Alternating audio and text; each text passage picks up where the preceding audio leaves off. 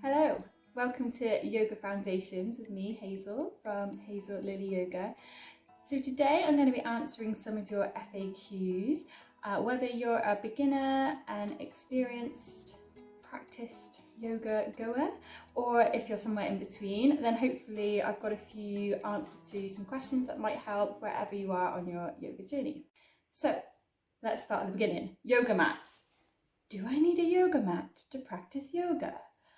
Well, technically no, but it depends if you're looking for some comfort and a little bit of safety. So you can practice yoga, and remember, yoga is not always the physical practice, but you can practice yoga wherever you are really, as long as you've got yourself, your body, the breath, and a comfortable space. However, if you want some comfort for your knees, it's probably advisable to have a mat, and also it can help with slipping, so you don't slip while you're practicing any physical yoga movements or sequences. You can also use a towel if you like, or a blanket or something comfortable, but the benefit of a yoga mat is it's got comfort, but it's also got the grip. I would advise yes to a yoga mat for practical reasons. What sort of yoga mat do I need? Well, this is really down to personal preference. I know people like different thicknesses of yoga mat, different grippiness of yoga mats, and yeah, so everyone is a little bit different. I've got my favourites. So my personal favourite is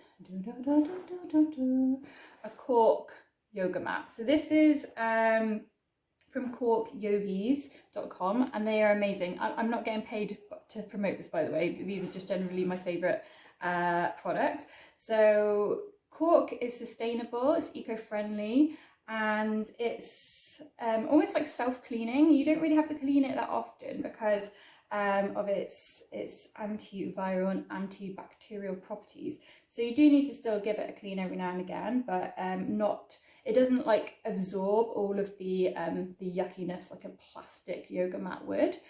It's also really good the more that you sweat. So if you do sweat quite a lot, this is really good for grip. The more you sweat, the more it grips.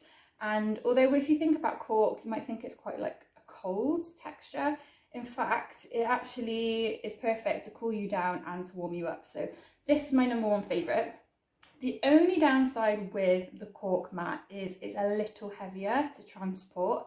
So that's the only downside. Although I do think that Cork Yogis now do have a travel mat, although I've not tried it, so I have no idea what it's like. But this one is my favourite. So maybe this is a good one for when you're at home. This is a little bit more pricey. I'd say it's like the top end. So this is definitely an investment mat. But I've had this for like 3-4 years now, and it feels like brand new. I love it. So another mat which I love, and you guys who've been in class would have seen me with these mats, is a jute mat. This one is from Maha, but there are loads of different companies out there. So jute is natural, and so that's great for eco-friendliness again. And also because the jute's texture in it, again, it's really, really good for grip. And although you think it might not be that comfortable, it is actually quite comfortable. It's still quite padded, but it's still amazing for balance. So some people do like a really thick mat, but the only thing to say about a thick mat is it's great for comfort under your knees. However, when trying to balance, if you're doing any sort of balancing postures, it can be quite difficult. So I prefer personally to have a little bit of a thinner mat, like 5mm or less, because you can always pad it out. You can always pad it out under the knees with a blanket or a cushion or something, whereas a thick mat, you can't take that away. So I prefer to have it lighter, thinner, and then pad it out. So that's my personal preference. Where do I buy a yoga mat? So there are so many places out there now where you can buy yoga mats. Just literally type in Google yoga mats and you'll have hundreds, thousands of results.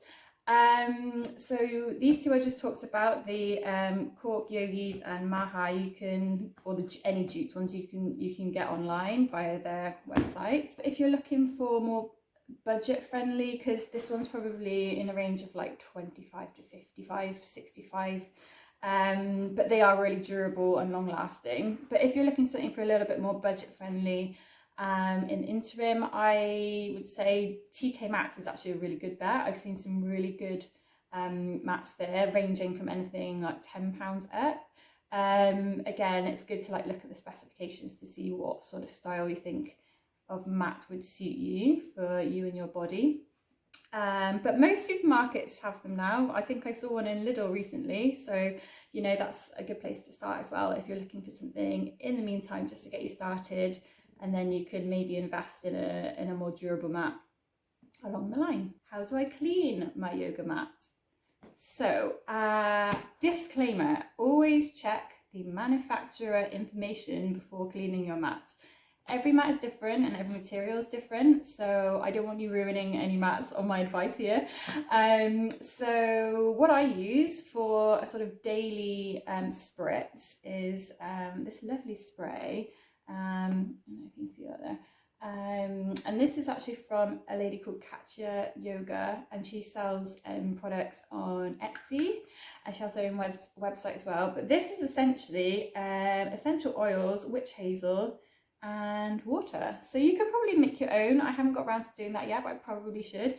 But this is really good. It's got tea tree and witch hazel in this one, so it freshens and sort of cleanses at the same time. Sounds like you're doing your skin, it freshens and cleanses. So that's a really good one to use like on a daily basis.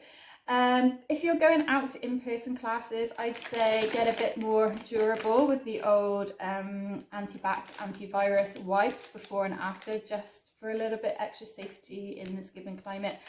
And that gives it a bit more of a thorough clean. If you've got a plastic sort of squidgy mat, some of them, not all of them, please check the information, can actually go in the washing machine. So I'm talking about, you know, a standard sort of like squidgy PVC mat. Obviously it also depends on the size of your washing machine, if it can fit in there. It does have to go on a cold wash and a gentle wash, and they cannot under any circumstances be can go in the dryer. So tumble dryer is a no. If you're cleaning with some of the spritz or the wipes, I'd say give it like 10 minutes at least to dry. But if you're putting it in the washing machine, it will need quite a long time to dry naturally, so either on the line when it's warm enough to do so, or you know, over your banister or something, but give it a few hours to really cleanse out and dry properly before rolling it back up, because you don't want it to be damp when you unroll it again. Okay, so we've started at the beginning with our basics, with our mats, whether you need one, where you can get them from, different types of mats. Also, one thing to say is a good size is probably like 170 centimeters by 60 centimeters, is roughly around that. If you're coming to a class, just purely because some mats can be massive, and obviously at the moment a lot of places are limiting their spaces, so that's probably a good size. But then likewise, you don't want a really tiny mat that you can't actually move around on, so that's probably a really good size. So that is the very first video of Yoga Foundations 101. So thank you so much for joining. If you like this video, please like and subscribe. And if you've got any questions that you want to know in future videos, just pop a question in the comments or go to my website, hazellillyyoga.weebly.com, and drop me a line there, and I'll be happy to answer more questions. Thank you for joining.